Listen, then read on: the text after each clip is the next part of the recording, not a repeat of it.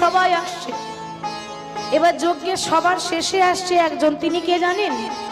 স্বর্গ মর্ত্য পাতাল এই ত্রিভুবনের যিনি শ্রেষ্ঠ বৈষ্ণব, তিনি কে মা? ভোলানাথ মহেশ্বর, শিব ঠাকুর। তিনি হচ্ছেন আমাদের জগতের শ্রেষ্ঠ বৈষ্ণব। তো অনেকে বলে যে মাগো শিব বৈষ্ণব হলো কি করে? ওই আমরা গলায় তুলসীর মালা পরেছি, আমরা তিলক করেছি, কই আমরা তো বৈষ্ণব হতে পারলাম না। শিবের গলায় তো তুলসীর মালা নেই, আছে মা? শিবের কপালে তিলক আছে, তবু তিনি শ্রেষ্ঠ কেন?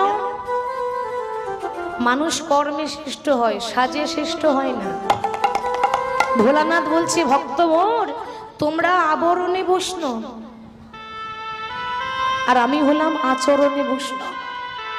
আবরণ মানে সাজ, এরকম সাজ তো আপনিও পড়তে পারবেন, আমার মতো তো আপনারাও সাজ